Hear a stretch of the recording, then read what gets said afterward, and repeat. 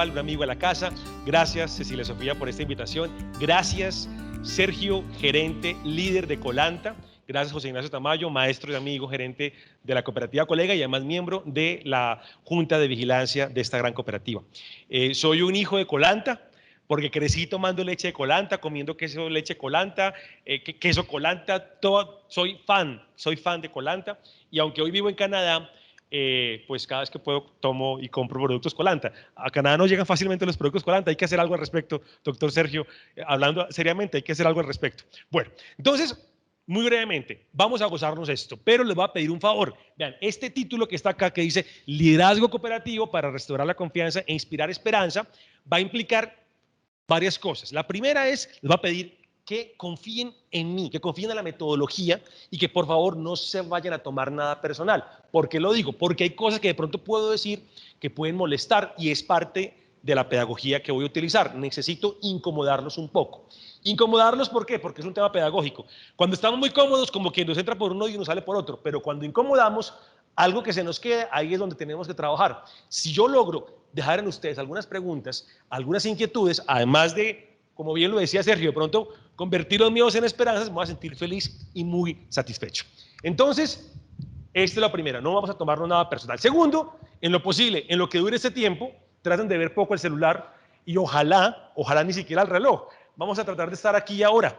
Y además de esto, si ustedes tienen preguntas, las pueden ustedes hacer en el chat y luego Cecilia Sofía las lee y yo con mucho gusto se las voy a resolver.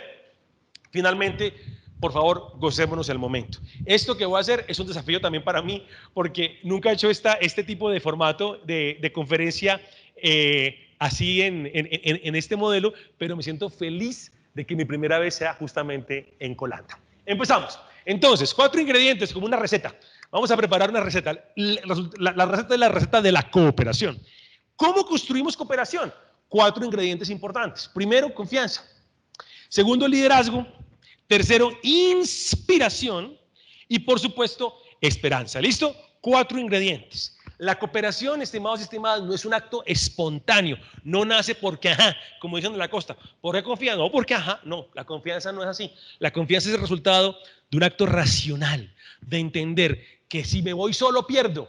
Si vendo la leche al crudero, si le vendo la leche a quién sabe qué otra empresa que no sea mi cooperativa, voy a perder. Cuando hago cuentas, no solamente en el momento presente, sino en el largo plazo, voy a entender que siempre la solución va a ser venderle a la cooperativa de la cual yo soy copropietario. ¿Listo? Entonces, la cooperación es una decisión que se logra después de un análisis racional, pero tiene 4 ingredientes. Lo que voy a hacer a continuación, en 4 momentos, es hablar de estos elementos, pero dentro de 4 temas un poco más amplios.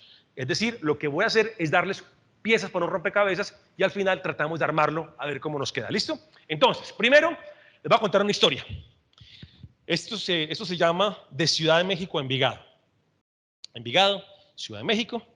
Y les voy a decir algo con todo respeto porque voy a tener que usar algunas palabras vulgares, no se me van a ofender, estamos en horario AAA y algunos niños están en vacaciones. Por favor, cuidado porque voy a decir groserías, pero las voy a decir en el contexto de la conferencia. ¿Listo? Entonces, con todo respeto, cuenta la leyenda.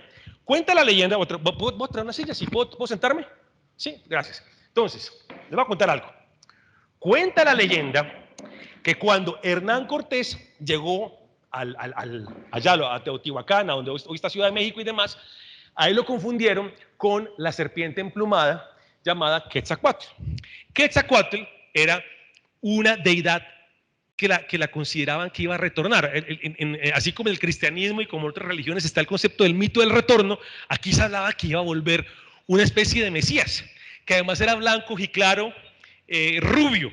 Pues bien, cuando vieron que llegaron los españoles con sus armaduras todas bonitas y a caballo, y dijeron, uy, estos son, llegaron los dioses, llegó Quetzalcóatl, creían que era Hernán Cortés.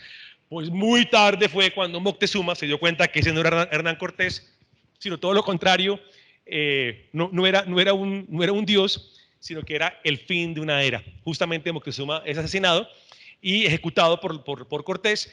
Los españoles dominan México y después de esa dominación empiezan a nacer unos niños. Los niños son un poco diferentes a los niños de las comunidades autóctonas, olmecas, mexicas, toltecas, aztecas. Son diferentes. Y entonces como son diferentes, pues saltan a la vista. Y alguien preguntó una vez, ve, ¿y este niño quién es como tan diferente? Y este otro también como que son diferentes. ¿Quiénes son esos niños? Y entonces le responden, esos son los hijos de la chingada. Los hijos de la chingada. La palabra chingar tiene una definición. Vamos a ver qué definición tiene la palabra chingar. Vea, la palabra chingar viene de justamente, la explica un premio Nobel de literatura que se llama Octavio Paz, en un libro que se llama El laberinto de la soledad. Si quieren lo pueden descargar de internet, se consigue en internet sin costo. Dice así, ¿qué es la chingada? La chingada es la madre abierta, violada o burlada por la fuerza. El hijo de la chingada es el engendro de la violación, del rapto, de la burla. Si se compara esta expresión con la española hijo de puta, se advierte inmediatamente la diferencia. Para el español, la deshonra consiste en ser hijo de una mujer que voluntariamente se entrega, una prostituta. Para el mexicano, la deshonra consiste en ser fruto de una violación. ¡Oh, wow! ¡Qué fuerte!, ¿no? Entonces, así como en España está el concepto del hijo de puta, aquí en Colombia también. Y si no sabían del origen del hijo de puta, es bueno que vayamos entendiendo que esa expresión tiene mucho que ver con una barrera a la cooperación. Y miren qué interesante, porque es posible que hemos dicho toda la vida, o hemos escuchado toda la vida, el madrazo, como le decimos vulgarmente, y no hemos entendido lo que tiene que ver con el bloqueo, un bloqueo que se nos da a la hora de cooperar. Y miren lo que pasa. Cuando llegamos entonces aquí a Colombia pasó exactamente algo similar. Llegó Jiménez de Quesada, llegaron otros españoles, cuando finalmente dominan el territorio que llamamos Colombia, también aparecieron niños diferentes, son como diferentes, ¿no? Como diferentes. Y entonces le preguntan, ve, ¿y quién es este niño? La misma historia. Este es el hijo de puta. O sea, el hijo de una india, una indígena que se entregó voluntariamente al invasor, al expropiador, al extranjero. Y nos creímos ese cuento durante mucho tiempo. Pero entonces, aquí es donde viene un filósofo de Envigado, y por eso decía yo, de México a Envigado, y es el famoso filósofo de Envigado y del mundo, porque además es un autor reconocido a nivel mundial, aunque muchas veces la gente aquí en Colombia ni siquiera lo ha leído. Se lo recomiendo. Fernando González, Museo Otra Parte allá en Envigado. Si no lo conocen, por favor vayan. Es un lugar maravilloso, además de actividades culturales, hasta donde yo recuerdo todavía se hacían. El filósofo de Otra Parte, como le decimos a Fernando González, en el libro Los Negroides, dice lo siguiente: hijo de puta es aquel que se avergüenza de lo suyo. Por aquí me han llamado grosero porque uso esa expresión, esta palabra, pero la causa está en que mis compatriotas, se refiere a los colombianos, son como el rey negro que se enojó porque no lo habían pintado blanco. Es decir, el hijo de puta es el que no se reconoce, se niega a sí mismo, niega su origen, denigra de lo ajeno, de lo propio, sobre todo llama a lo extranjero.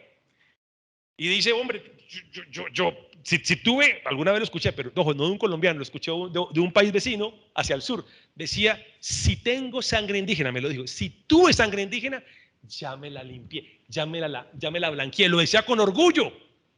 Pues eso para Fernando González sería un hijo de puta, porque no reconoce su origen, porque se niega a sí mismo. Y esto tiene grandes conflictos. ¿Por qué? Porque resulta que tanto el hijo de la chingada como el hijo de puta le preguntó a su mamá en su momento, ve, ¿y quién es mi padre? Y la mamá le dice, a su papá es un extranjero blanco y claro, que vino, me embarazó, ¿cómo? No pregunte. Chingada o puta, como las dos expresiones quieran ustedes elegir. Y se fue. No volvió nunca.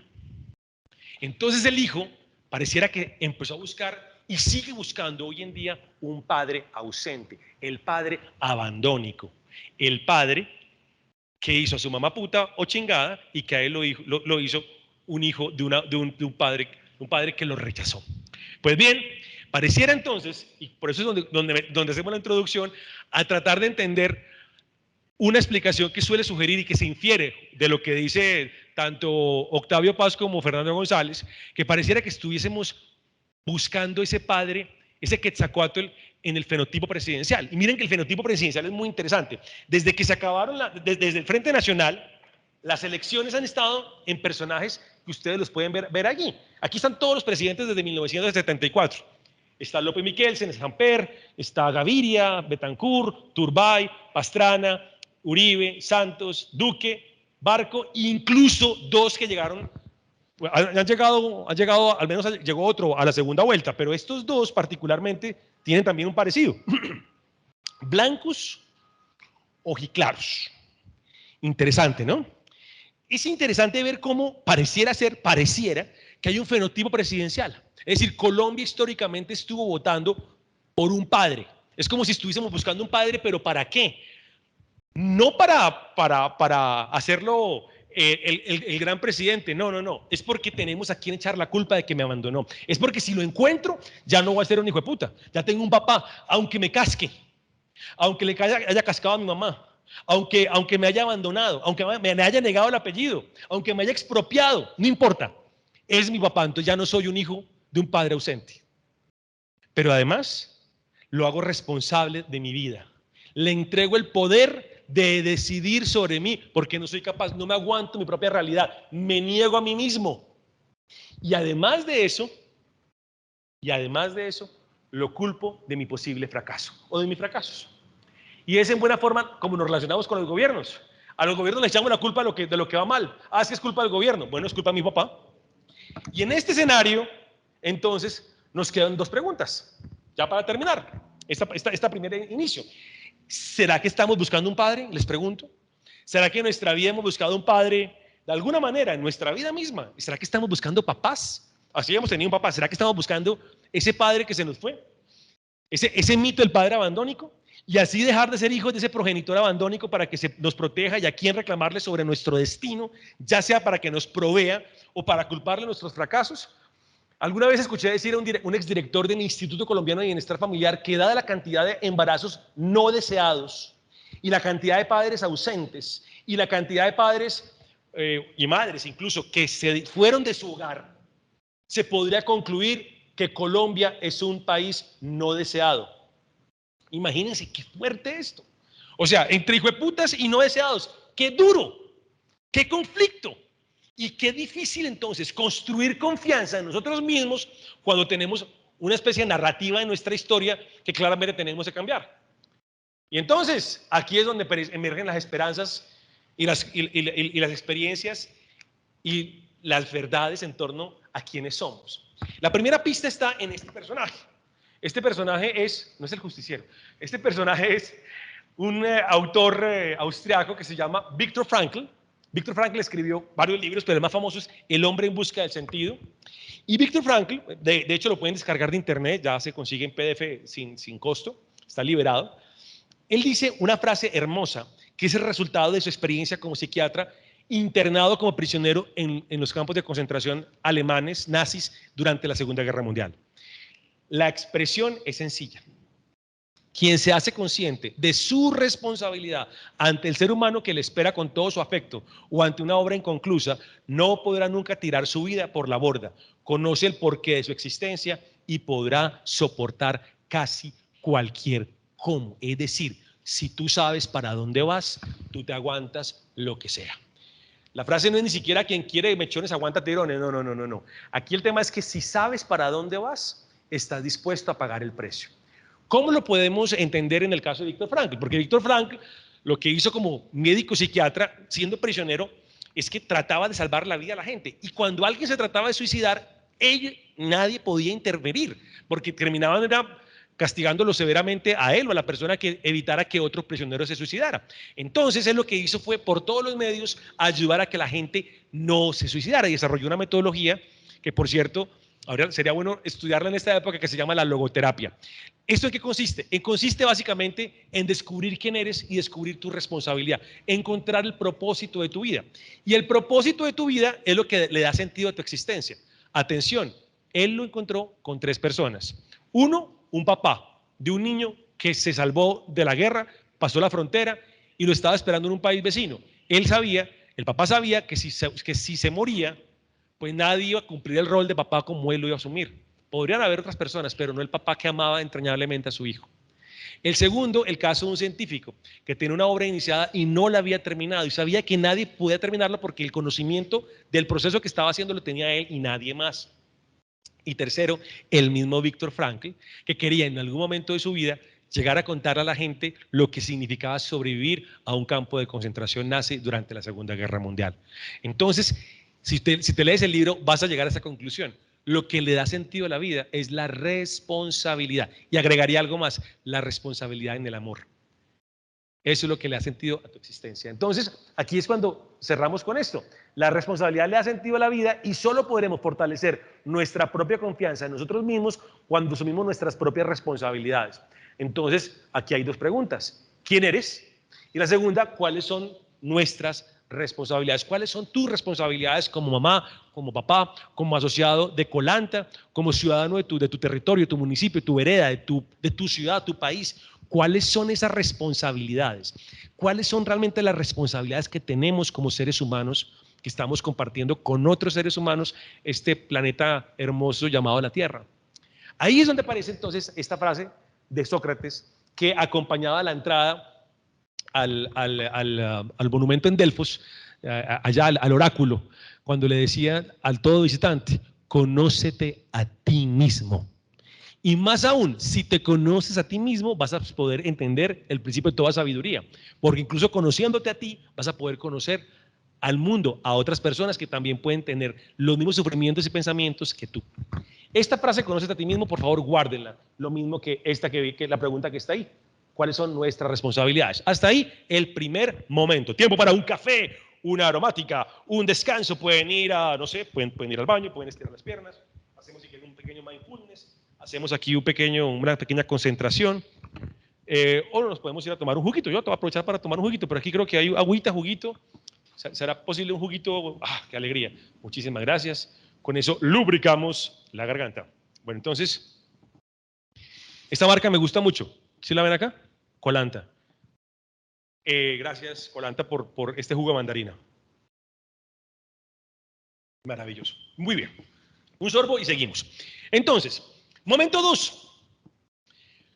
Damas y caballeros, vamos a llamarlo el aquí y el ahora. Saber leer la realidad en la que nos encontramos. El mundo cambió. José Ignacio Tamayo hace unas horas, en la introducción de una actividad que hicimos, lo decía, el mundo cambió, todo cambió, pero no cambió con el presidente electo y su vicepresidenta, no cambió con el cambio climático, viene cambiando hace mucho tiempo. Lo que pasa es que estamos encontrando ya los resultados de ese cambio. La pandemia lo que nos mostró es que había grandes cosas que no estábamos viendo, había preguntas sin resolver y ahora estamos viendo estos resultados. Entonces, vamos a tratar de entender los grandes desafíos que hay en la humanidad.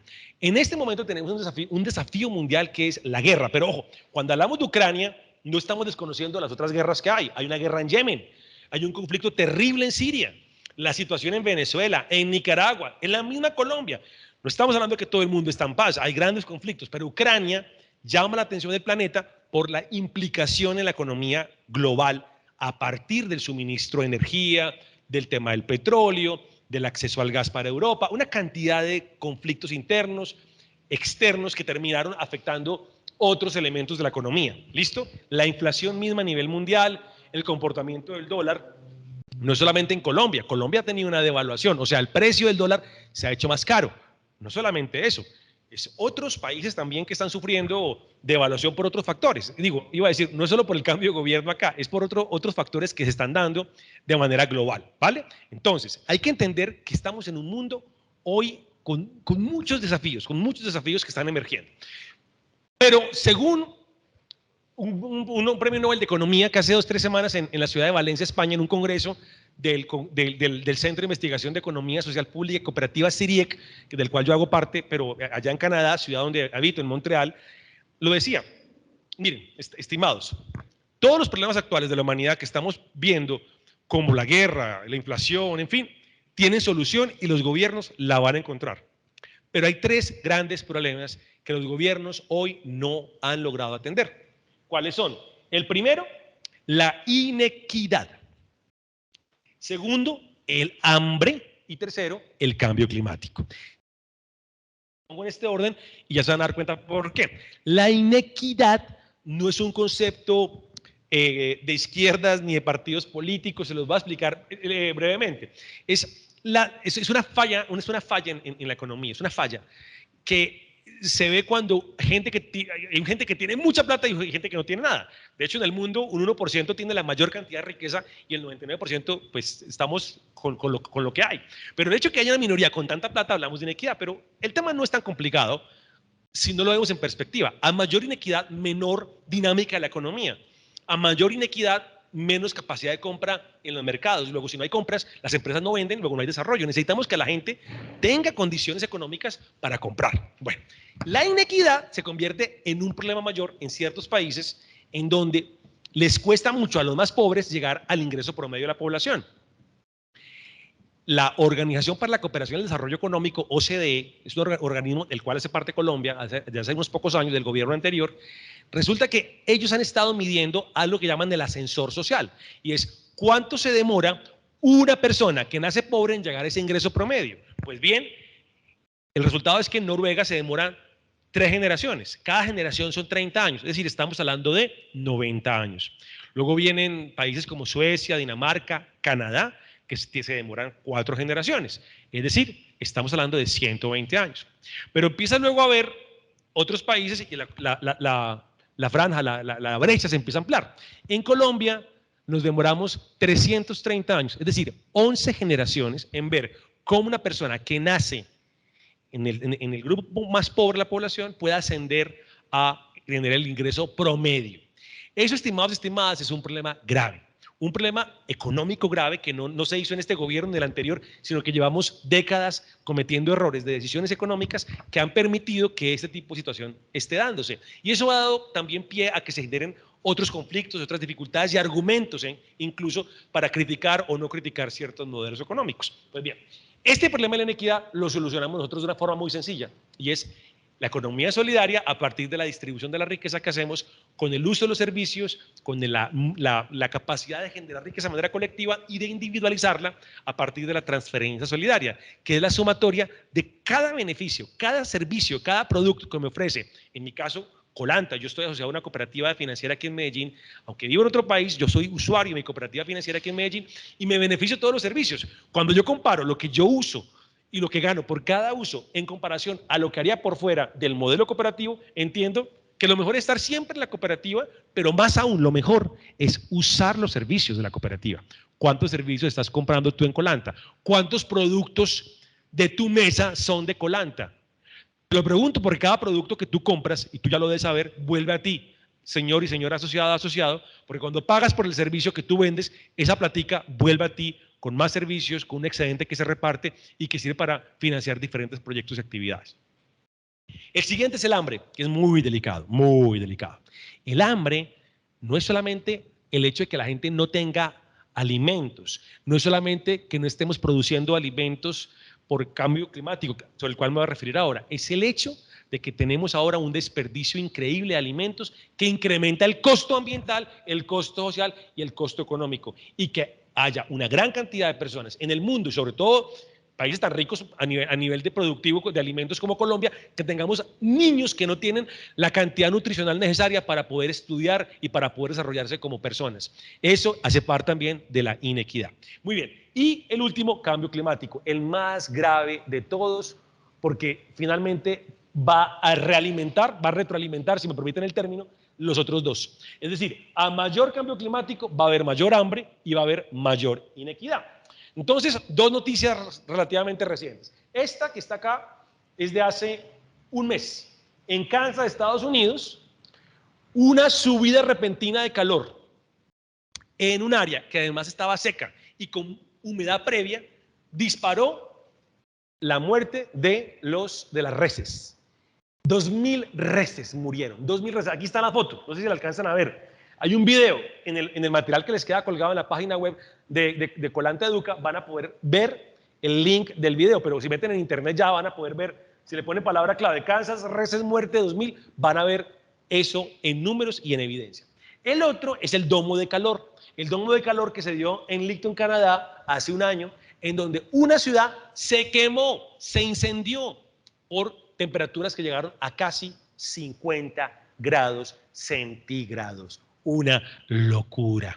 ¿Ok? Bueno, entonces, si entendemos esto, estimados y estimadas, estas cifras que vienen a continuación me van a permitir compartirles por qué la gran preocupación en un entorno como Colanta. Colanta produce alimentos. Yo les pregunto a ustedes, ¿cuánto alimento que ustedes producen están desperdiciando en su mesa, en su finca, en su empresa? Miren las cifras que hay a nivel nacional y mundial. En el mundo hoy está estimado que se pierde entre el 30 y 40% de los alimentos producidos. Una locura, una locura. Esto genera una huella de carbono anual de 3.300 millones de toneladas de dióxido de carbono. O sea, aparte que estamos contaminando por la forma como producimos, estamos contaminando por la forma como desperdiciamos. Ridículo. Con gente muriéndose de hambre, con niños que no están pudiendo prepararse para enfrentar la vida con un nivel nutricional propicio, y además de eso estamos contaminando el ambiente con comida que podría haber sido parte de la nutrición de esas personas. Es un absurdo, pero eso es lo que hay. Muy bien, hay una utilización ociosa de 1.400 millones de hectáreas de tierra. Eso equivale a juntar a Canadá y a India juntas. Y les digo, Canadá es el quinto país más grande del mundo, India creo que es el tercero. Imagínense el problema. Ahora, el impacto social. Más del 40% de la población en Colombia no puede acceder a alimentos para completar una vida saludable. Tenemos más de 27 millones de personas que viven con $2 diarios y 7 millones de personas que tienen un ingreso inferior a $1 diario. Eso es pobreza absoluta. Y eso que esta cuenta la hizo el DANE cuando el dólar estaba por debajo de los 4.000. Imagínense ahora. Ok, agréguele a esto esos datos de la FAO. 11.4% de colombianos tienen hambre. Ridículo. En Colombia, 1 de cada 10 niños tiene una cosa que se llama desnutrición crónica. Prácticamente, para muchos es casi insalvable cuando un niño llega a este nivel. Ahora, del punto de vista económico, el costo global de desecho de alimentos equivale a 750.000 millones de dólares al año por pérdida. Es decir, el que produce alimento, o sea, todos los productores de alimentos terminan pagando esta cantidad en el desecho de alimentos. Absurdo. Pudiendo alimentar bancos de alimentos. Los alimentos y el dinero se pierden en cada paso de la cadena de suministro, en el retail, en la fabricación, en la distribución, en los restaurantes, en nuestras mesas, en nuestras casas. Aquí es donde nos observamos esto. Un amplio porcentaje de estas pérdidas impacta directamente a las compañías productoras de alimentos de consumo masivo en el mundo. Estimados, no sé cómo está el tema en su casa, en su cooperativa, en Colanta, pero en el mundo este tema es delicado. No solamente el conflicto en la producción, el conflicto en la disponibilidad, el conflicto en el precio de los insumos para producir más alimentos, el conflicto en la pérdida de los alimentos. Estas son las cifras ya con gráficas, donde les mencionaba lo de Canadá e India juntos. Esto es lo que se está subutilizando o malutilizando. 1.400 millones de hectáreas que producen alimentos no se están consumiendo. O sea, todo esto es comida que no se come. ¿Ah? Absurdo. Son 750.000 millones de dólares que están perdiendo. Esto es más que el PIB de Argentina del año 2011. ¿Listo? El tema de la huella hídrica de Estados Unidos es equivalente a 3.6% la huella hídrica, lo que significa gestionar esos recursos que no están consumiendo. En el año 2007 esto fue lo que se generó en cuanto a huella hídrica, 250 kilómetros cúbicos. En términos de volumen, esto equivale a la recarga anual del acuífero Guaraní, del río Guaraní.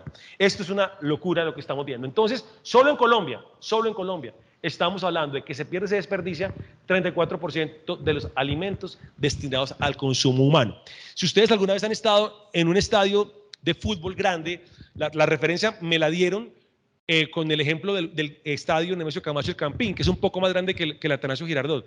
Bueno, si ustedes llenaran ese estadio de fútbol de Bogotá, El Campín, del punto cero de donde uno pone el balón para empezar el partido hasta el techo, si uno lo llena de alimentos 3 veces, eso es el equivalente a lo que se pierde de alimentos por día. Por día. Eso permitiría alimentar a una población como Bogotá durante un año. Imagínense, alimentar a 8 millones de personas durante un año solo con el alimento que se desperdicia. Entonces, soluciones contundentes que ya están andando. Primero, nosotros, ya los expliqué, creamos riqueza de manera colectiva, la distribuimos de manera individual, no como acciones, no como bonos, sino con todo lo que se llama la transferencia solidaria que se debe medir en el balance social. Segundo, tenemos un empleo digno y bien remunerado. Nosotros propiciamos trabajadores que tengan un reconocimiento salarial, un reconocimiento de contrato. El sector cooperativo ha tratado y se ha esforzado por tener gente contenta en sus trabajos. Cooperativa que no lo haga, preocúpese, es el mensaje. Todo esto se convierte en desarrollo local. ¿Por qué? Porque nos permite crear riqueza, crear condiciones de desarrollo para inversión, para más producción. Bienestar y calidad de vida, por supuesto. Tenemos gente que está viviendo contenta y feliz. No voy a usar el término vivir sabroso porque es un término que lo han comercializado recientemente, lo han difundido recientemente. La verdad es que el modelo cooperativo hace años está propiciando que mucha gente viva de manera sabrosa. Y ustedes saben que es cierto. Tenemos producción y distribución de alimentos, no voy a hablar sobre eso porque es justamente el negocio de Colanta. La preocupación por la pérdida, reducción y pérdida de alimentos. Nosotros tenemos una cosa que se llama, cosa no es el término, nosotros tenemos una iniciativa de hace muchos años que las cooperativas alguna vez asumieron, que es el Pacto Verde Cooperativo, y es cómo podemos mejorar las buenas prácticas o los sistemas de gestión ambiental para poder ser coherente con todo el tema de los recursos naturales. Y esto se tiene que traducir, por ejemplo, en una merma en el desperdicio de recursos. O sea, así como desperdiciamos tiempo, así como desperdiciamos alimentos, desperdiciamos dinero, desperdiciamos talento humano, desperdiciamos incluso terreno fértil o terreno para nuestro crío de vacas. Las cooperativas ayudamos a construir un mundo mejor. Esa es la frase, el eslogan de este año, del mes y del Día Internacional del Cooperativismo, promovido por la Alianza Cooperativa Internacional. Por cierto, el presidente de la Alianza Cooperativa Internacional viene del sector agropecuario argentino, Ariel Huarco, recientemente ratificado en su cargo.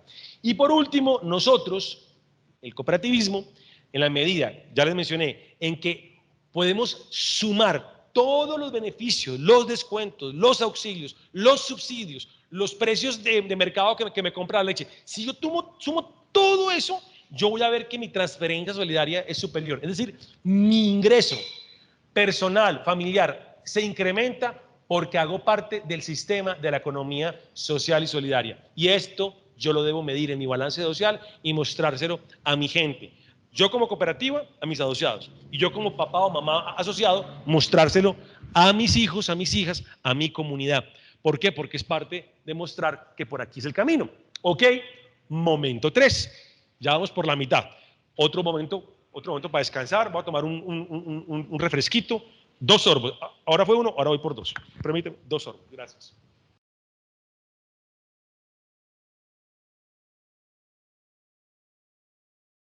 Muchas gracias. Si quieres lo acompañas con queso, si quieres lo acompañas con yogur Colanta, lo puedes acompañar también con los recursos, con los productos de Montefrío. Me encanta Montefrío. Hace tiempo no como Montefrío, por cierto. Muy bien. Entonces, ¿cuál es la mejor versión posible de nosotros mismos? ¿Cuál será? Cuando yo me pregunto quién soy yo me pregunto que yo soy X persona que tiene tales características. Mi pregunta es, si yo hubiese, voy a mirar aquí al equipo de producción, ya las personas que están aquí en el auditorio, porque también tenemos personas en el auditorio, pero se portan muy bien, entonces no se oye nada. Si yo me hago la pregunta hoy, ¿dónde estaría hoy si me fuera al pasado en mi vida y tomara otras decisiones? Es decir, hubiese elegido otras cosas. Muy seguramente no sería yo, sería otra persona. La historia no se estudia por lo que pudo ser, sino por lo que es. Pero la pregunta va más allá, es ¿cómo puedo construir yo la mejor versión posible de mí mismo hoy o digamos de aquí a mañana, en un futuro cercano? ¿Qué debo hacer para que lo que yo soy hoy, mañana sea mejor? ¿Y mejor en qué? En lo que yo quiera. En mis relaciones con los demás, en mis relaciones con mi pareja, con mis hijos, en mi patrimonio, en sentirme bien conmigo mismo. En el pasado seguro que has tomado decisiones que tal vez te arrepentiste. Perdón, un segundo, dilo. Por supuesto, en el trabajo, en las familias, en la cooperativa, en el entorno, en tu comunidad, en tu vereda, si estás en la vereda. ¿Cuál es la mejor versión posible de mí mismo? Es decir, si yo pudiera reescribirme a mí mismo, Darío Castillo Sandoval, ¿cómo debería ser yo hoy o cómo quisiera ser yo mañana? Y yo a veces me pregunto, si yo en el pasado hubiese tomado tal y tal decisión, tal vez hoy estaría diferente. Pero repito, el pasado en este momento no juega, el pasado no existe. Ya lo pasado ha pasado. aprende para no repetir los errores, es la conclusión, pero preocúpate hoy por tu presente. ¿Cómo ser la mejor versión posible de ti mismo o de ti misma en 5 años? Aquí hay unas pistas. Lo primero es recordar a Coco Chanel, la famosa diseñadora francesa, que tuvo varias, de hecho tiene varias frases sabias. Hay libros que recogen su pensamiento. Una mujer que se hizo a sí misma en el mundo de la moda muy competitivo para la Francia de aquella época. Ella tiene una frase que me encanta y es: la belleza empieza en el momento en que decides ser tú mismo. La repito, la belleza, nuestra belleza, empieza en el momento en que decides ser tú mismo. Recuerden algo parecido que vimos en el primer momento cuando analizamos el de México, Envigado. ¿Quiénes somos? Conócete a ti mismo, reconócete y quiérete, acéptate con tu pasado y tu presente. Entonces, la belleza pareciera ser un reconocimiento a la coherencia. Es decir, debo reconocerme a mí mismo y debo conocerme a mí mismo, y solo así puedo realmente transformarme. Las preguntas entonces que nos quedan es: ¿cuáles son las barreras que nos impiden ser la mejor versión de nosotros mismos? Aquí hay entonces 4 pistas, les mencionaba. La primera es esta: el justiciero no.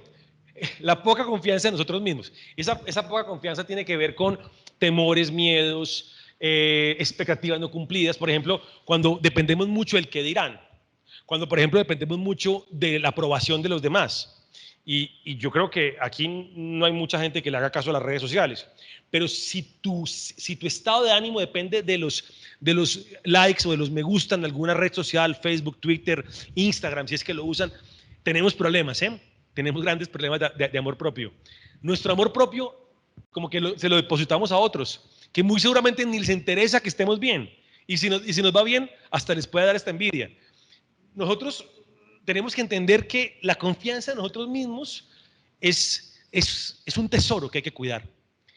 Y muchas veces lo dañamos porque nos creemos cosas que nos han dicho nosotros mismos. ¿Cuántas mentiras decimos y cuántas mentiras creemos? Hace un rato hablaba de las mentiras que decimos, pero yo quiero hablar en este momento de las mentiras que nos creemos. Es más, ¿cuántas mentiras te has creído tú mismo o tú misma de ti mismo o de ti misma? ¿Te dijeron que eras malo para las matemáticas, entonces nunca estudiaste ingeniería? ¿Te dijeron que nunca ibas a estudiar X cosa porque requería mucha concentración y tú te distraías y tú te lo creíste? ¿Te dijeron que algo, tu hermano, tu hermana, un vecino, incluso lo dijo sin ninguna intención de maldad? A veces los niños somos o son muy crueles en su infancia, en su inocencia, en su desparpajo para hablar, dicen verdades sin ningún tipo de filtro. Y en esa inocencia, en esa edad en la que estamos en ese momento, esas palabras calan y nos hieren. Y nos las creemos toda la vida. ¿Cuántas mentiras nos hemos creído de nosotros mismos? Hoy hablamos de las fake news, de las noticias falsas, de toda esa cantidad de información que navega por internet diciendo una cosa y otra. Y que, por cierto, hablando, para irme metiendo en el tema del nuevo gobierno, porque lo he tocado muy tangencialmente, hace parte también como de la misma metáfora, digo, de la misma construcción política de hoy en día. Nosotros hoy no leemos libros, hoy nos educamos a punta de Twitter, de Instagram, de memes, y les creemos a los memes. Y compartimos información ni siquiera tomándonos la prudencia de validar si al menos es cierto o algún medio de comunicación lo valida. Nada. Y sabiendo también que muchos medios de comunicación hacen parte de la mentira. Porque parte de estos medios de comunicación de existir ha sido construir miedos en la sociedad. Vende el miedo, vende el morbo, vende la desgracia, vende la tristeza, vende la explosión, la sangre, eso vende.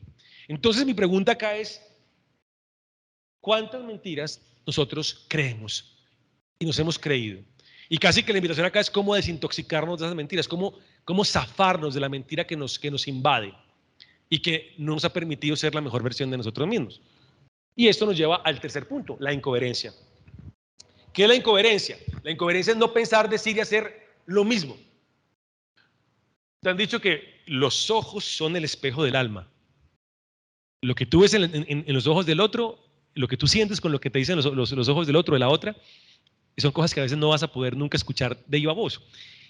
Y si eres capaz de sentir que los ojos te están hablando, vas a darte cuenta si lo que te está diciendo es lo mismo, es verdad o no es verdad. Y hay una pista. Todo lo que tú digas, todo lo que tú comentes, todo lo que tú enseñes, pero no lo crees, no lo vas a poder comunicar. Es más, yo te digo, ¿a cuántas personas le podrías enseñar tu cooperativismo hoy? Porque eres cooperativista, crees que lo puedes comunicar. Yo me pregunto qué tan cooperativista eres en Colanta. Pero esto no es una acusación, ni es un señalamiento. La pregunta es, ¿qué tan coherente eres con el modelo cooperativo? ¿Cuántos principios hay? 7. ¿Los conoces? ¿Los estudias? ¿Los practicas?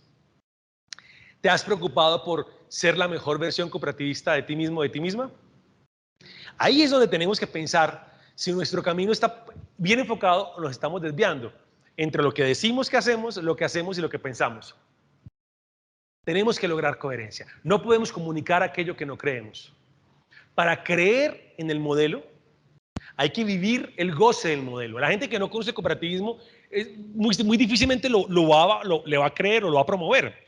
Pero muchos cooperativistas que no han vivido a plenitud el cooperativismo es como si fueran dueños de un paraíso que no han podido disfrutar, porque todavía tienen el velo del egoísmo, de la individualidad, del miedo a cooperar y a confiar en los demás. Cuando no entendemos que aquí ganamos todos o no gana nadie, que la única forma de ganar es cooperar con los demás, va a ser muy complicado que tú creas en el modelo cooperativo. Si lo único que te preocupa es tu punto de vista como productor, o tu punto de vista como trabajador, o tu punto de vista como administrativo, no vas a entender que esto es una armonía en equilibrio y que aquí el ganar va para toda la ecuación, para todo el modelo, para toda la empresa. Necesitamos lograr coherencia. Esa coherencia, estimados y estimadas, se vive en la vida práctica. No es teórica, ¿vale? Ok. Y la última, cuidado con la soledad que nos aísla. La mejor versión de nosotros mismos podría estarse afectando hoy en día por el aislamiento. Y lo pongo como un bombillo rojo, como una alerta.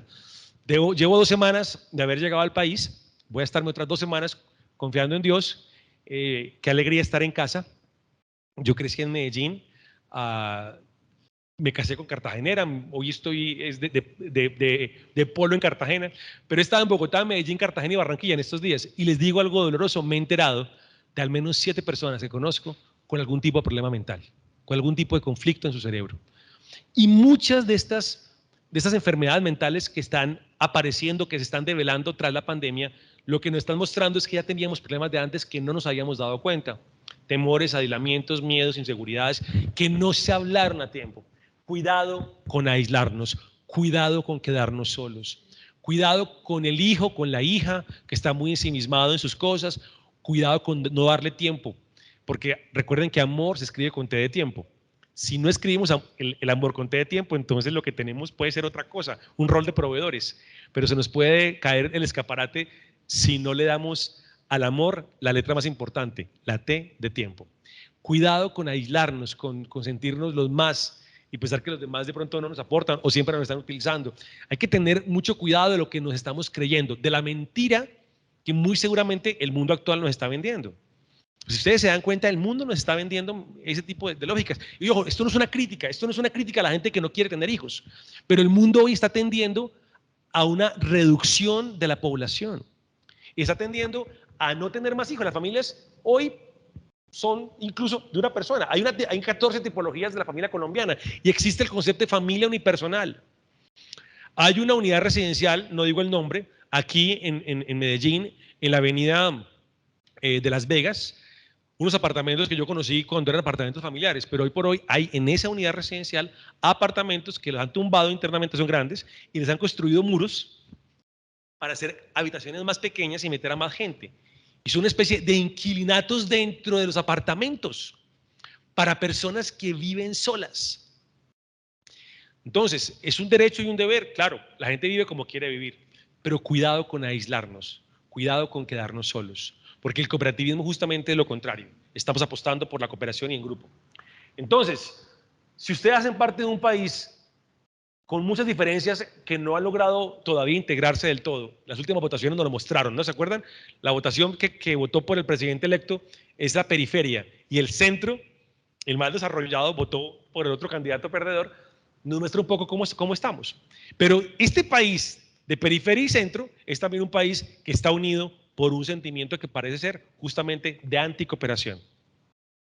Lean las frases. ¿Estas frases las conocen? Ustedes podrían completarlas. Sociedades ni con las cobijas. Al caído, caerle. Si te dan papaya, agárrala. Cuidado contra papaya. Amigo el ratón del queso. ¿Quién es más bobo? ¿El que presta un libro o el que lo devuelve? Estamos en una sociedad que invita a no cooperar, a desconfiar. Estamos en una sociedad que invita a temer. Una sociedad que invita a ser vivo, porque la única forma de sobrevivir es ser vivo. Y te lo dicen. El vivo vive del bobo, bobo el último. Entonces, ¿cómo construir cooperación? ¿Cómo vivir cooperativismo en Colanta cuando la sociedad en la que estamos nos promueve una individualidad que además aísla y separa y además promueve una competencia básicamente como dijo alguna vez un pensador que dijo, el hombre es un lobo para el hombre, entre todos nos matamos. ¿Por qué? Porque nadie va a buscar otra cosa que no sea su propio beneficio. Ese tipo de lógicas, estimados y estimadas, están rompiendo, están bloqueando la evolución como sociedad y están rompiendo, por supuesto, la posibilidad de que nosotros seamos la mejor versión de nosotros mismos. Entonces, ¿cómo podemos enfrentarlo? Esto no es un recetario, no es una receta para preparar arepas, ni para preparar otro producto de Colanta. A ver. Butifarra Colanta, Butifarra Colanta. La butifarra, sí, me acordé. Montefrío Butifarra. Bueno, pues, eso tiene su receta, la caserita, ustedes saben. Yo lo que les voy a decir no es una receta, pero sí les voy a decir ciertos elementos que pueden darles pistas para tratar de construir una mejor versión de nosotros mismos. La primera, la meta de hoy es creer en mí más que ayer, pues sé que si me lidero a mí mismo, lideraré lo que me proponga. Nadie puede liderar nada si no se lidera primero a sí mismo, a sí misma. Es importante. Y ese liderazgo parte del reconocimiento de nosotros mismos, que es lo que ya hemos dicho antes. Listo, en el momento 1 y el momento 2. Segundo, la verdad me hará libre. Una frase bíblica, la verdad nos hará libre. Bueno, pues la verdad.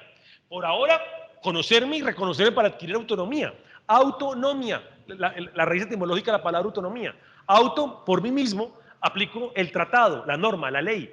Yo mismo cumplo, no tengo que esperar a que me digan qué hacer. ¿Listo? Ok, continúo.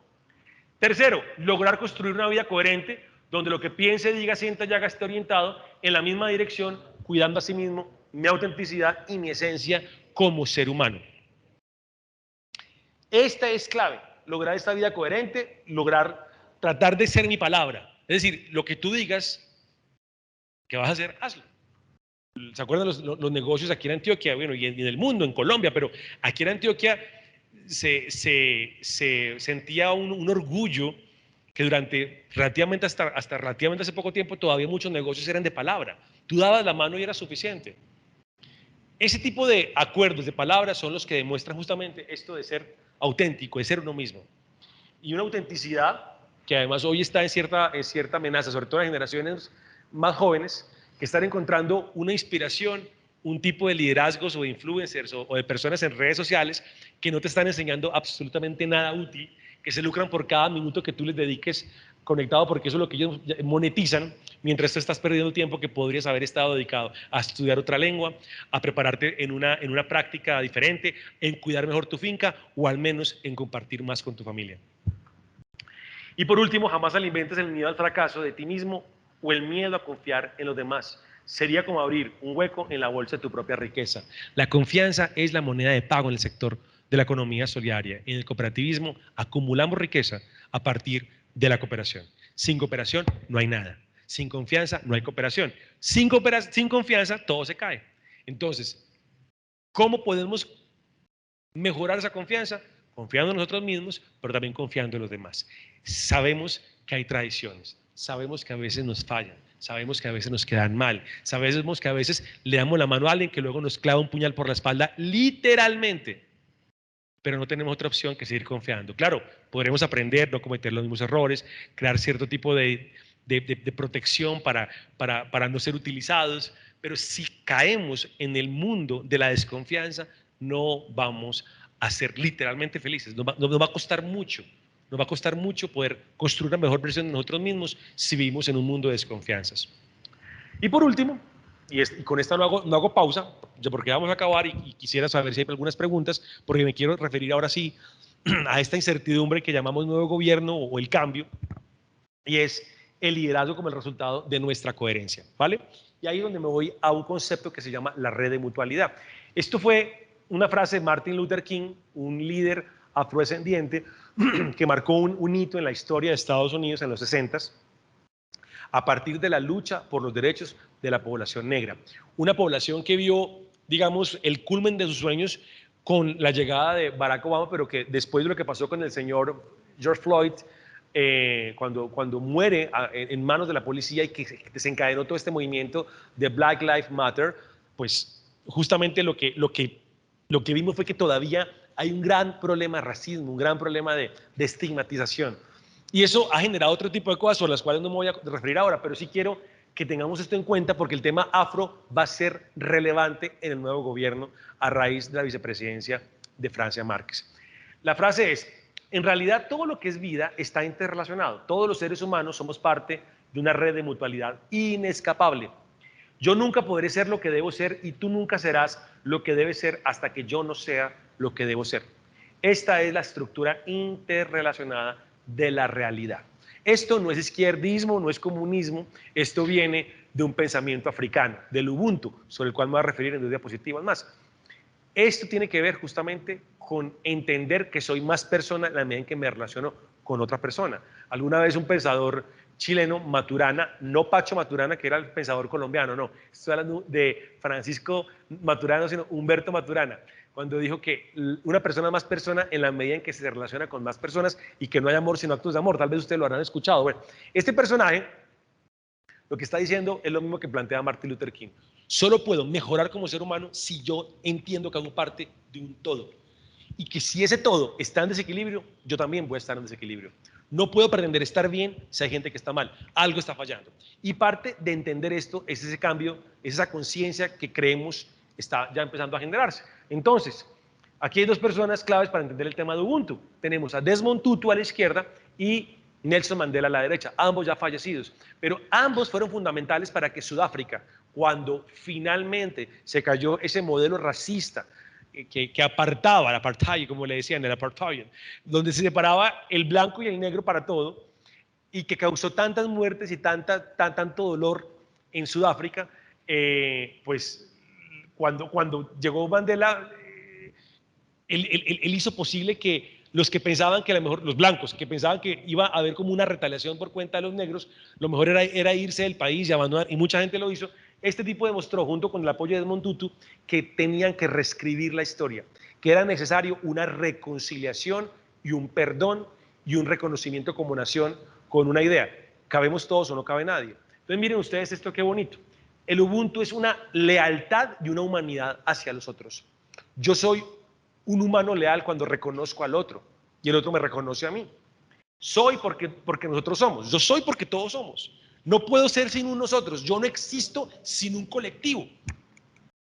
Una persona se hace humana a través de las otras personas. Todo lo que es mío es para todos. Yo soy lo que soy en función de lo que todos somos.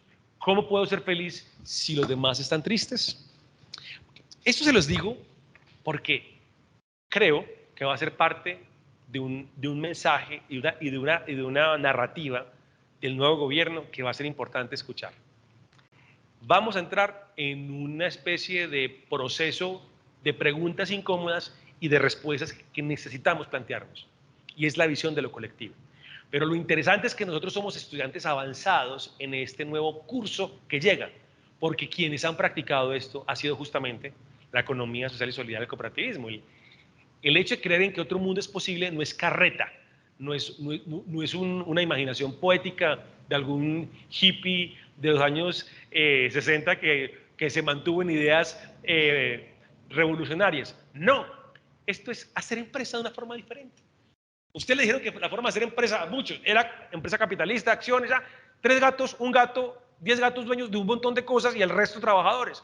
Y por otro lado había un modelo en donde era el gobierno el dueño de todo. Listo, son 2 modelos. Funcionaron, tuvieron aciertos, desaciertos, sí, incluso pudieron haber funcionado relativamente bien ambos, pero no son los únicos modelos que hay. Hay un tercer modelo, y es el modelo de la propiedad privada que provee bienes públicos. Nosotros, Los cooperativistas, a través de nuestras empresas, los fondos de empleados, las acciones mutuales y una gran cantidad de empresas de la economía social y solidaria, proveemos bienes públicos, bienes de libre acceso, bienes que la comunidad está hoy, digamos, disfrutando y que es riqueza creada en nuestras organizaciones. Nuestro pecado ha sido no creerlo, no verlo, no comunicarlo, no difundirlo. Somos parte de la solución a las fallas del mercado. Hemos sido la barrera de contención en diferentes territorios para que la guerra no se haya expandido durante los últimos 50 años. Somos el modelo que está respondiendo las preguntas que el nuevo gobierno está planteando. Y entonces, ¿cuál miedo? Si están buscando respuestas que nosotros ya estamos haciendo. Aquí es donde llegamos a esta penúltima diapositiva, y es lo que nos plantea un pensador, Fred Pollack, sobre lo que es la visión de futuro. Pero lo primero que quiero mencionar es que el liderazgo no es entonces el punto de partida, sino es el punto de llegada. Nosotros no podemos buscar ser líderes, lo que necesitamos buscar es ser mejores personas. Lo que necesitamos es ser la mejor versión de nosotros mismos. Pero agréguele a eso la coherencia, agréguele a eso, todo eso que ya vimos, pero agréguele a todo eso la visión de futuro. Y ahí es donde quiero hacer esta mención a Fred Pollack, cuando escribió hace muchos años un libro que se llama La imagen del futuro. El tipo dijo, ¿será que hay una diferencia en el desarrollo de un país en la medida en que tenga una visión de sí mismo hacia el futuro? Y la respuesta fue sí. Y encontró que los griegos, encontró que muchos países europeos habían logrado superar diferentes momentos difíciles a partir de tener una visión clara del futuro. Y entonces encontró esta primera conclusión. La visión es el resultado de los sueños en acción. El sueño solito no es nada. Al sueño ponle fechas, ponle acción, lo que hacemos cuando planeamos algo. Y eso se convierte en realidad. La visión es ese resultado. La visión de futuro siempre va a llevarnos al éxito. Digamos, una buena visión de futuro predice el éxito si hacemos el trabajo de hacer la realidad. Tercero, la visión de futuro es planteada por líderes, aceptada por la comunidad y convertida en realidad por esa sociedad. Necesitamos líderes que tengan una visión que puedan venderla a la comunidad. Necesitamos líderes que convenzan de que otro mundo es posible. Necesitamos líderes que nos digan cómo caminar. Y nosotros mismos tenemos que reconocer que muy posiblemente seamos nosotros esos líderes, o lideresas, como se quieran llamar. Y ahí, en ese reconocimiento, también tenemos que entender que no hay un tipo o dos o tres, hay muchos tipos de liderazgo. Y que en esta nueva realidad post-pandémica y en este nuevo gobierno, parte del éxito va a ser en que nosotros como persona identifiquemos qué tipo de líderes somos y cómo vamos a construir ese liderazgo colectivo en el cual habitamos. La visión de futuro permite resistir las dificultades en el camino del éxito. Es la última conclusión que plantea Pollack, que coincide con lo que planteaba el señor de los campos de concentración, Viktor Frankl. Cuando tú sabes lo que quieres, aguantas el cómo. Cuando sabes para dónde vas, aguantas justamente las cuestas hacia arriba. Y termino entonces con una frase bíblica. La frase bíblica es esta. En la red de mutualidad, Romanos 5, 1, 5. Y es así. Y no solo esto, dice la Biblia, más aún nos gloriamos en las tribulaciones, es decir, los problemas, las dificultades, los sustos, los miedos, sabiendo que la tribulación produce paciencia, y la paciencia experiencia, y la experiencia esperanza, y la esperanza no será avergonzada, porque el amor de Dios está derramado en nuestros corazones por el Espíritu Santo que nos es dado. Y quiero darle gracias a Colanta y gracias a Dios por esta oportunidad, pero esto no estamos aquí haciendo un proselitismo evangélico o cooperativista, estamos hablando de que incluso en la Biblia nos están diciendo que por aquí es el camino. Economía social y solidaria, por aquí es el camino. Frente a las preguntas que se hicieron, digamos, que han ido llegando, quiero hacer varias menciones, pero primero quiero escuchar a Cecilia Sofía. Bueno, llegaron varias preguntas. Aquí hay una que dice, para ser cooperativista, entonces no es suficiente pertenecer a una cooperativa. Uy, excelente pregunta. De hecho, para ser cooperativista hay una cosa que es como la forma y el fondo. Tú puedes ser cooperativista escrito, tú te puedes escribir y sí, eres cooperativista, pero ¿qué tan coherente estás viviendo tu vida como cooperativista? Es como cuando dice uno, hombre, la gente pasa por la universidad, pero la universidad no pasa por ellos. Entonces tú puedes pasar por ser miembro de cooperativa, pero ¿qué tanto el modelo cooperativo está quedando en ti? Y eso es lo que hacemos en los procesos de educación, eso es lo que hacemos justamente en un escenario como este de Colanta Educa. aportar herramientas para que podamos mejorar nuestro rol como cooperativistas. Eres cooperativista, pero más aún, eres un miembro, eres un militante, eres un gozante, no un doliente, de la economía social y solidaria, que es una propuesta económica, política, cultural, social y ambiental, según reza el artículo primero de la ley 454 del 98, cuando define lo que es economía solidaria. Pero te puedo asegurar que en Colombia, si sumáramos a todos los asociados de las cooperativas, que pueden mal sumar unos 7 millones de colombianos, tal vez 9 si sumamos fondos y mutuales, incluso sumando los que están en cooperativas y fondos, de esos 9 millones de colombianos cooperativistas, te puedo asegurar que el 99% no sabe, no entiende qué es ser cooperativista, no sabe lo que significa que es ser usuario, dueño, propietario, que su empresa es una escuela, una asociación de personas y una empresa. Eso para muchos no es claro. Para ti que estás haciendo esa pregunta, muy seguramente sí. Pero si esto que acabo de decir no es claro, pues lo podemos ver ya mismo. Pero solo para resaltar que el sector de la economía social y solidaria, no porque tengan gente inscrita, podemos decir que todos están ahí. Si fuera así, les digo, hace años hubiéramos puesto un presidente. Hace años tendríamos una bancada en el Senado propia y eso no lo hacemos. Bueno, tenemos otra pregunta de Elías Romero, la cooperativa Colega. Dice, ¿qué puedo hacer yo para ayudar a reducir la inequidad, el hambre y el daño ambiental? Y si ese aporte mío sí sirve para efectos tan grandes. Excelente. No hay nada, por pequeño que sea, que no cambie el mundo. Si se vio en la película Mississippi en Llamas, saben lo que significó que una negrita en un bus, donde en la época en que estaban obligadas a sentarse, los blancos a un lado y los negros al lado, lo que significó que a ella le pegaran por haberse sentado en el puesto de los blancos. Eso significó una revolución. Y es simpático que yo haya usado mucho el elemento de los negros porque sé que el tema negro va a ser parte de la narrativa actual mundial. No estoy hablando de Colombia, estoy hablando del mundo. Atención a eso.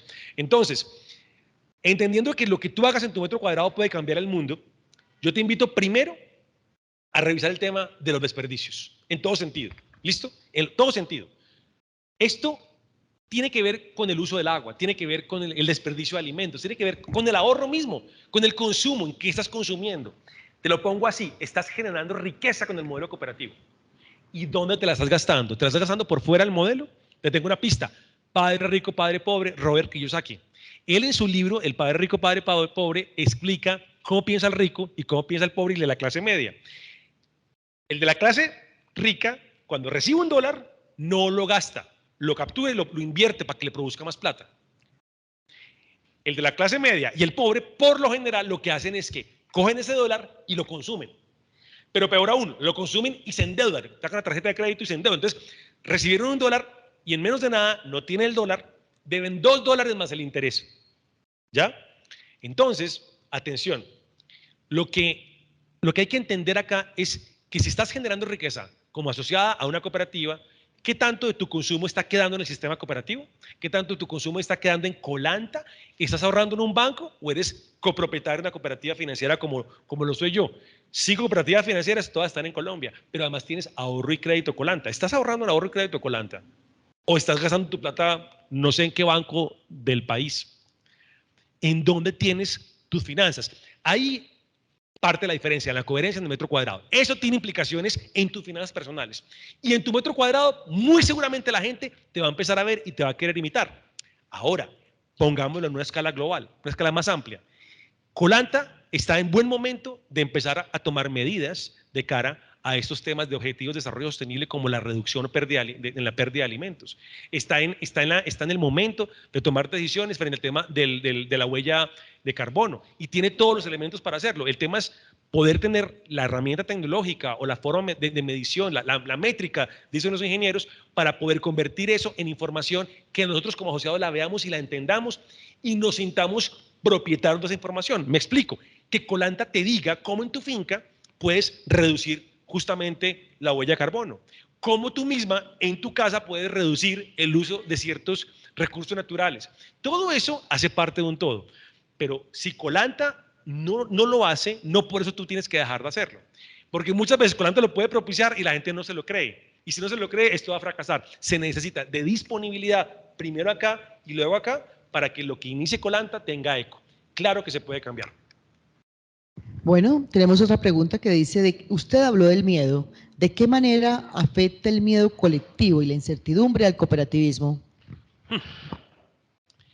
Yo creo que esta pregunta me encanta porque cuando hablamos, por ejemplo, del amor, permítame usar la Biblia para el ejemplo rápido. Juan define a Dios como amor, o sea, Dios es amor, listo. ¿Y qué es lo contrario al amor? La gente siempre, históricamente, autores han dicho que lo contrario al amor es el odio, y resulta que no. Recientemente, psicólogos, filósofos están diciendo y lo están explicando que lo contrario al amor es el miedo, el miedo.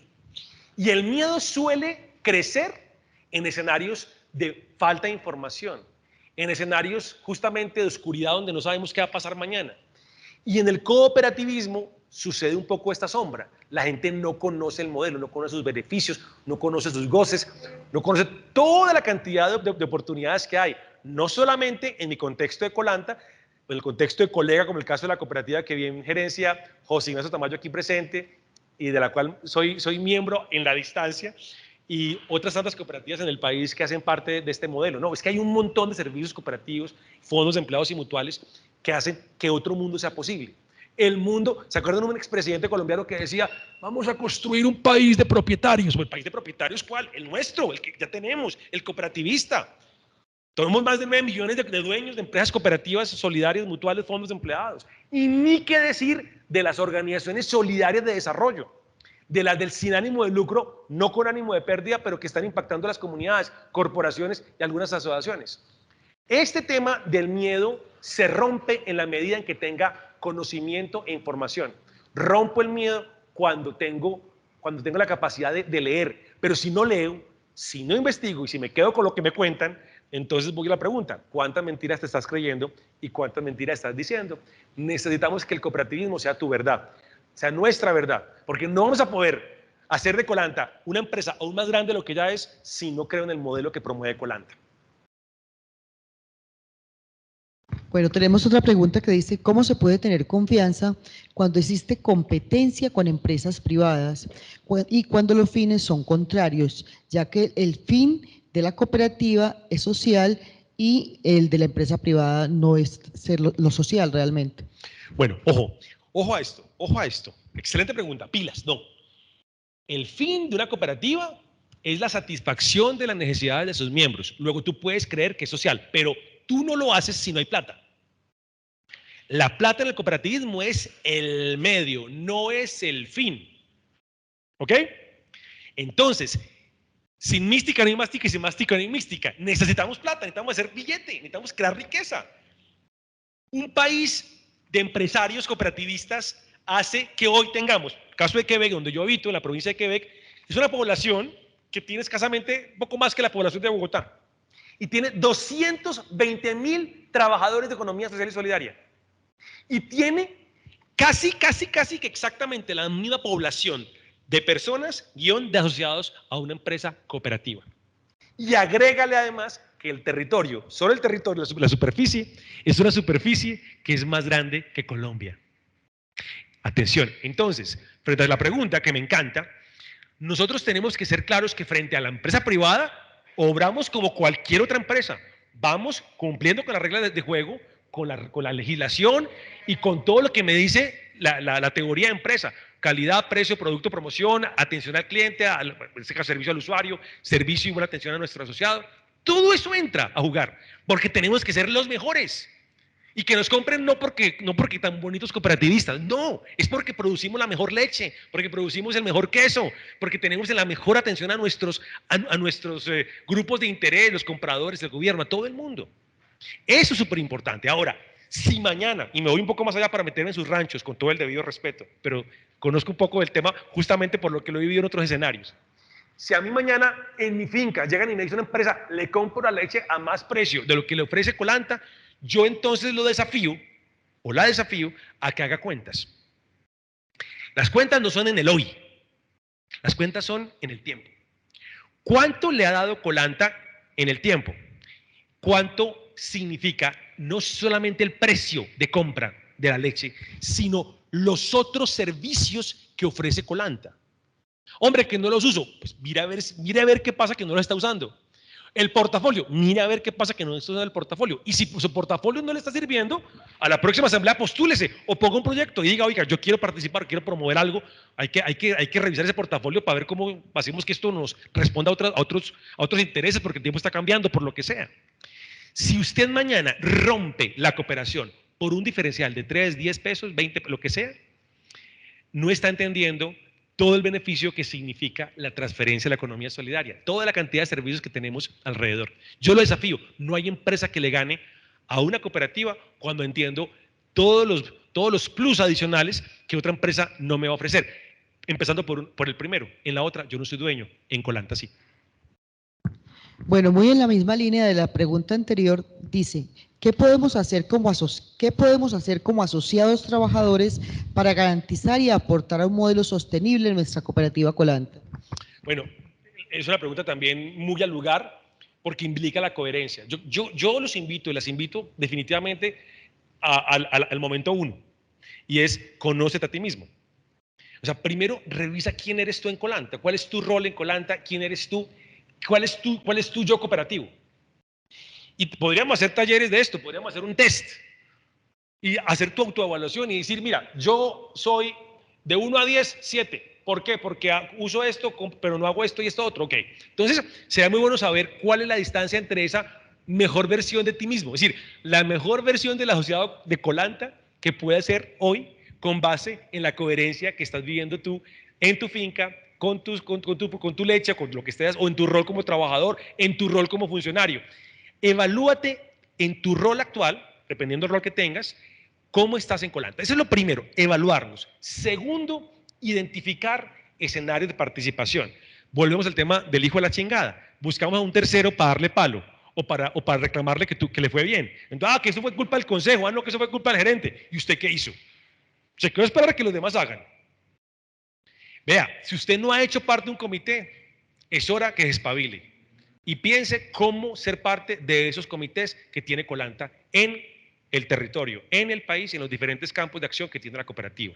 Porque además es una escuela de liderazgo, es una escuela de democracia. A usted lo forman, lo educan, genera relaciones, lo llamamos, genera networking, genera redes de amigos, de apoyo. Eso es importante. Sáquele tiempo. Eso es lo que usted tiene que poner. Cuando usted es propietario, usted tiene que meterle tiempo a su empresa. Colanta lo que le pide a usted es tiempo y actitud. Y Colanta, a cambio, en su rol de dueño, le va a reponer de muchas formas. Entre esas formación, entre esas le va a dar un espacio para que usted también pueda desarrollar sus habilidades de liderazgo y de coherencia cooperativa. Y tercero, le agregaría yo que por su cuenta estudie el modelo. Yo soy un enamorado del modelo desde que estaba chiquito por muchos factores de mi vida, por cierto aquí en Medellín y particularmente en Envigado, pero la verdad es que entre más sé que menos sé. Y ya hice pregrado, maestría, hice un posgrado en Canadá, o sea, me he dedicado, y entre más sé que menos sé. Uno nunca termina de aprender. Esto es un goce, esto es una maravilla. Esto es creer que otro mundo es posible, pero no mañana, ahora, está aconteciendo aquí y ahora. Con los 10.000 conflictos, con el problema del gobierno cooperativo, con el problema a veces de la falta de liderazgo gremial, con tantas cosas. Se lo dice un expresidente de gremio. Aquí nos duelen muchas cosas, hay mucho cacique y poco indio, como dirían vulgarmente, todos jalan para su propio lado. Yo eso les digo, todo tiene solución. Lo vi en Canadá. Canadá también, yo creo que Canadá nos lleva como unos 20 años de ventaja en madurez de liderazgo cooperativo y de madurez política al interior. Pero las preguntas que tienen en Canadá son las mismas nuestras. Y la pregunta es esta, que se la hice en mi oficina, a la empresa con la que he estado trabajando estos últimos 6 meses. ¿Por qué de elegir el modelo cooperativo versus otro modelo? Se la dejo ahí. Si usted es capaz de resolverlo, bienvenido al club de lo sobrenatural, porque hoy por hoy, con todo lo que hemos hablado, demostrado, con todo, todavía hay mucha gente que no entiende por qué es mejor. Si usted hace sus cuentas en Colanta, creo que ya tiene una pista para eso.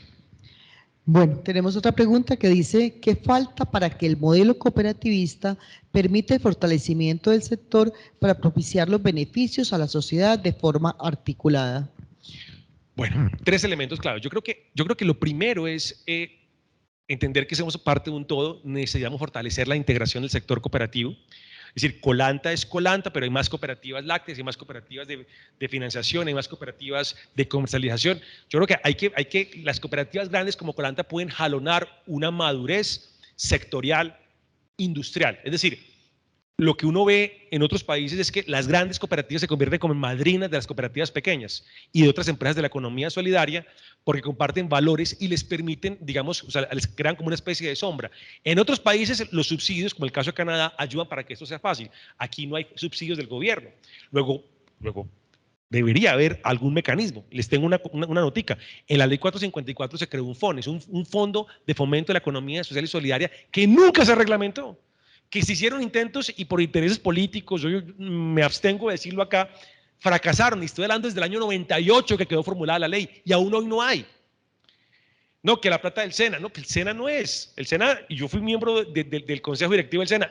SENA maravilloso, pero el SENA es otra cosa, puede fomentar, pero no está fomentando cooperativas. Crear cooperativas como deberíamos fomentar, el SENA no lo está haciendo y deberíamos hacerlo nosotros. Nos falta un organismo que fomente, que sea el sector. Existe una unidad administrativa especial de organizaciones solidarias adscrita al Ministerio del Trabajo que debería realmente no existir ahí, sino ser o un departamento administrativo como lo era antes Dan Social, entidad con la que trabajé entre el 2004 y el 2005 en el primer gobierno de Álvaro Uribe.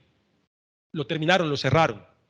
Yo creo, ahí sí el modelo de Canadá, el organismo con el que trabajo es un organismo de fomento, es como la unidad administrativa, pero depende del sector, no tanto de una entidad de gobierno. Bueno, el siguiente elemento que me parece pertinente es fortalecer el liderazgo. Y esto que estamos haciendo acá hace parte de, pero necesitamos crear nuevos liderazgos y ahí, ojo a la juventud. Nosotros nos estamos quedando sin jóvenes, nos estamos quedando sin jóvenes. No hay gente de las nuevas generaciones que conecten con esto, no lo ven atractivo. Cuando era profesor en la Universidad Javeriana salí con un grupo de estudiantes a la calle a preguntarle a la gente, ¿usted qué opina de, no, usted qué le viene a la mente cuando le dice la palabra cooperativa? Y me acuerdo de la primera respuesta que me dijeron. Alguien me dijo, bienestarina. Bienestarina. Esa fue la respuesta. Otro me dijo, un grupo de taxistas. Por Dios. Tenemos que fortalecer el liderazgo y el liderazgo en esa generación de empalme con las nuevas generaciones. Y por último y tercero, y termino ahí para esa respuesta, es tenemos la obligatoriedad de mejorar nuestras redes de tecnología. O sea, integración, liderazgo y tecnología. Tecnología como por ejemplo cómo reducir el desperdicio de alimentos, cómo mejorar la transaccionalidad en las fincas y eso invertir o adquirir tecnología. Pero ojo, a veces queremos inventar lo ya inventado y cosas que ya están creadas y que se pueden simplemente adaptar a nuestro contexto. Otras tocaría inventarlas. Necesitamos incorporar la tecnología porque el mundo cambió, la pandemia nos lo dijo, lo que no tenga tecnología va a tender a desaparecer. Cierro ahí. Bueno, tenemos otra pregunta, dice, si constantemente nos están invitando al cambio, a innovar, ¿cuál es el temor con la nueva administración nacional si somos una empresa sólida? Es una maravilla. Me siento aquí porque esa pregunta la estaba esperando. Estaba esperando la lanzada de la pelota para el bate. Bueno, entonces mire, yo quiero ser muy claro en esto porque hablo como ciudadano. No soy parte del gobierno, no hago parte del partido de poder. Soy un ciudadano que además no resido acá en este momento, aunque mi interés es volver lo más pronto posible. Atención a esto. Si ustedes escuchan las palabras del presidente electo en su discurso de posesión, el hombre mencionó términos que nos dan pistas de que está bien enfocado el tema. Primero, menciona la economía popular, la economía solidaria. No toda economía popular es solidaria, ni toda economía solidaria es popular, pero claramente hay una economía que está, digamos, inserta a las preguntas y propuestas que el nuevo gobierno propone. La economía circular, una economía incluyente, todo eso nosotros lo estamos haciendo hace años. ¿Nos lo creemos? ¿Somos coherentes? Ya lo vimos. Ahora valdrá la pena revisarlo y si nos falta algo, entonces la pregunta es cómo ser la mejor versión de la Colanta en esta nueva era. Número 2, él dijo, en ese discurso de posesión, dijo, necesitamos el capitalismo, ¿se acuerdan? Y la gente lo abuchó, ¡oh! Claro. Una izquierda extrema no lo va a entender y la derecha extrema tampoco lo quiere entender. Pero si se tiene empresa privada que facture y que pague impuestos, maravilloso.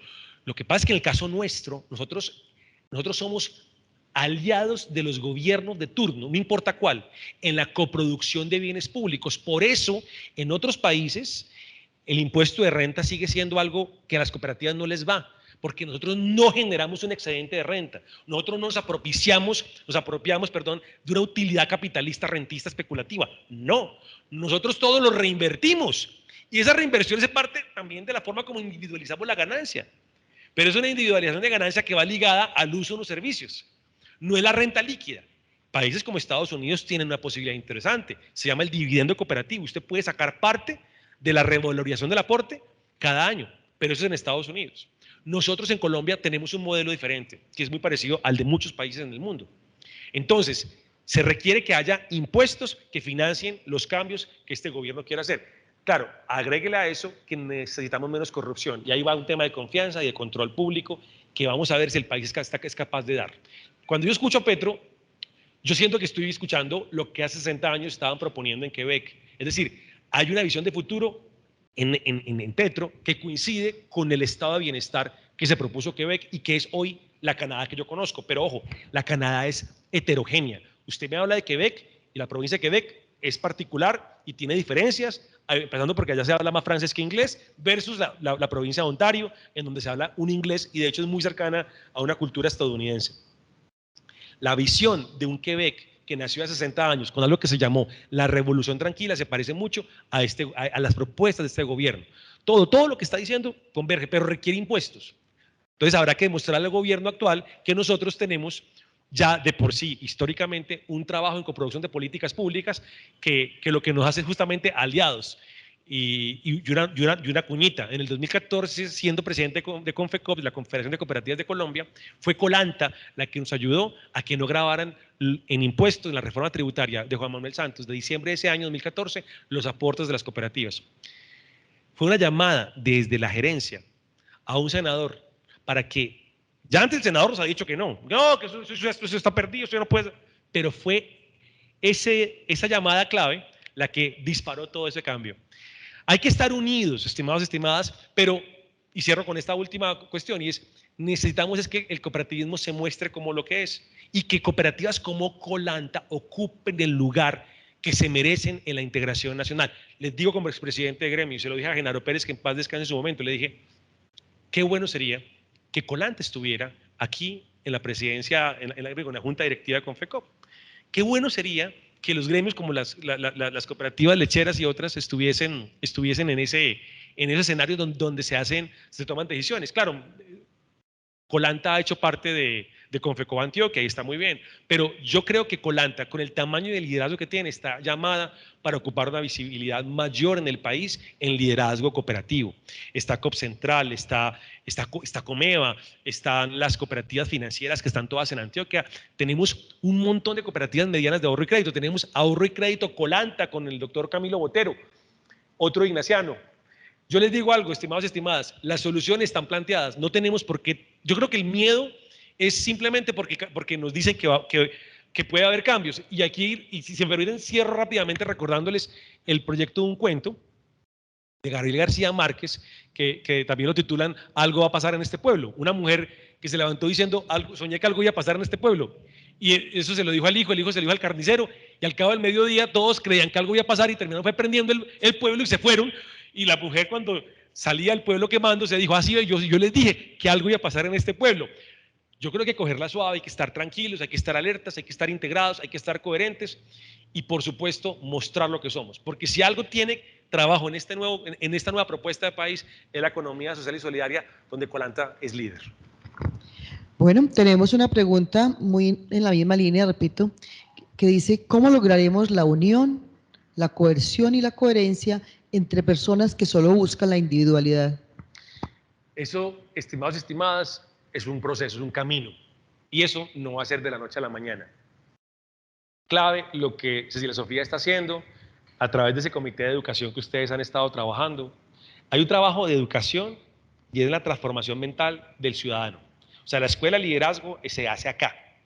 Porque además no hay empresa más democrática, una voz, un voto como la sociedad, que una cooperativa, un fondo, una mutual. Entonces, yo creo que en ese sentido hay un llamado a Colanta de entender su rol como escuela liderazgo. ¿Listo? Número uno.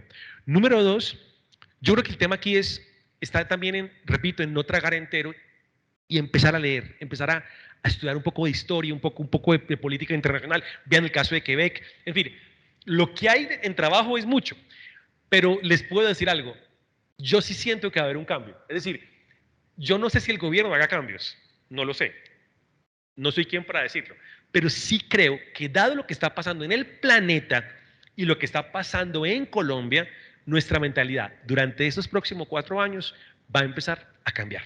Ahí es donde yo creo que al final todo tiene resortes en nuestro metro cuadrado. ¿Cómo hacerlo?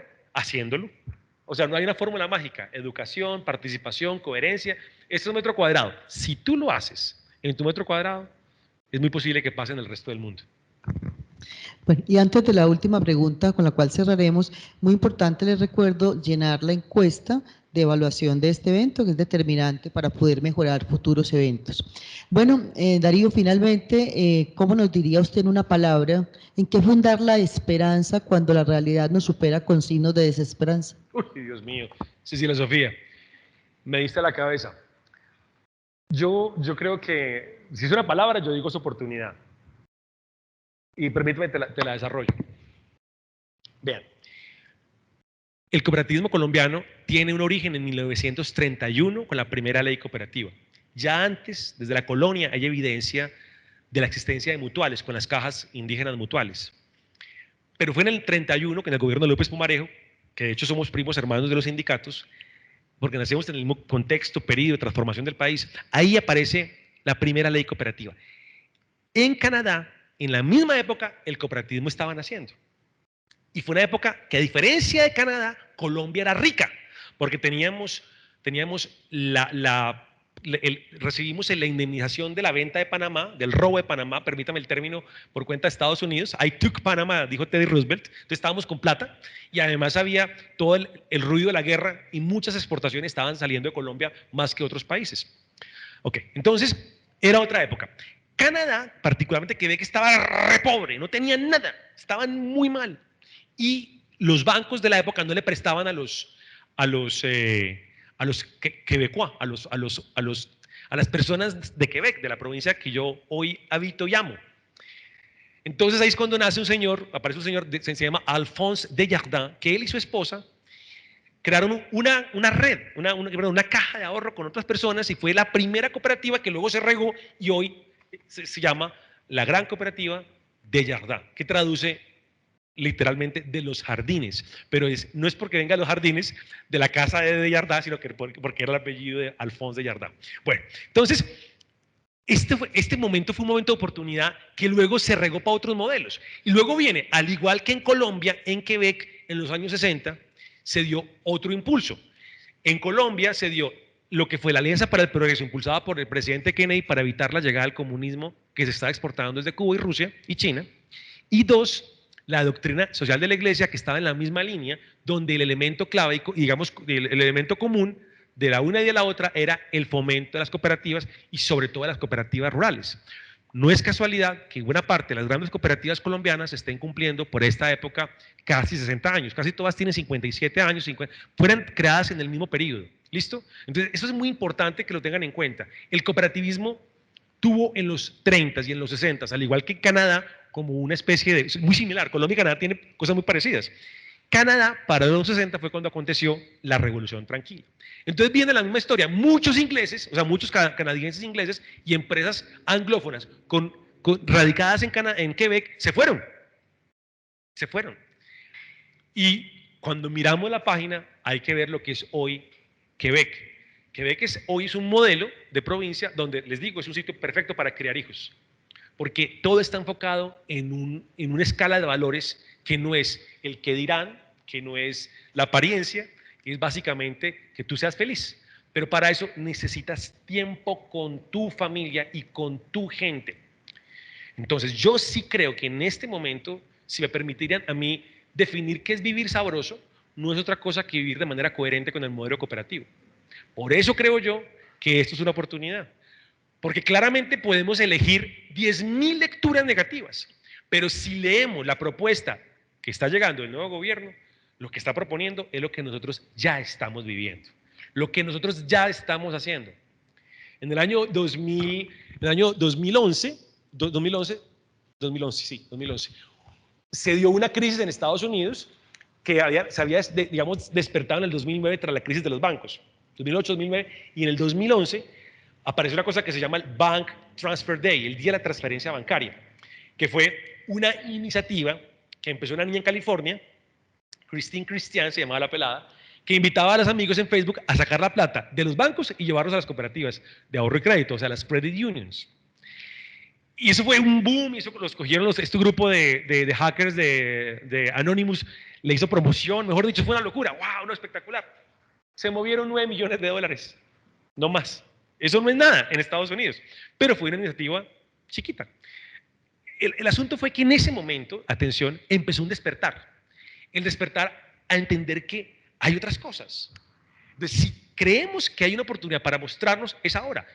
En 30 años de análisis de política pública, y existe un libro que lamentablemente no está en PDF, pero lo financió la Procuraduría General de la Nación, lo publicamos en el 2010, y de pronto en Confecoba Antioquia, en la oficina del centro, pueden preguntar porque aquí dejamos un libro, y aquí vinimos a lanzarlo. Ahí hicimos un análisis. En Colombia nunca se ha encontrado la oferta y la demanda de la política pública para el cooperativismo. Pero miren qué interesante, en este último gobierno, en este gobierno saliente, el gobierno del presidente Duque, se tomaron iniciativas legislativas muy interesantes que propiciaron, mejor dicho, que propiciaron la posibilidad de que haya una apuesta por el modelo cooperativo. Es decir, salió un COMPES nuevo, el COMPES de la economía social y solidaria. Y se incorporaron en la ley 2069, si no estoy mal, como 17 artículos que tocan el tema cooperativo. Entonces, uno puede dedicarse a criticar el gobierno saliente porque lo que hizo no era o sí era, pero les digo algo, también es una oportunidad. ¿De qué depende esto? Depende de nosotros. Yo no creo en Mesías, ni de la derecha ni de la izquierda. No creo, yo creo en el poder de la acción colectiva y el ejemplo es el cooperativismo. Por eso, esto está por hacerse. O sea, yo no siento que haya un guión ya escrito. Lo vamos a escribir nosotros. Gracias.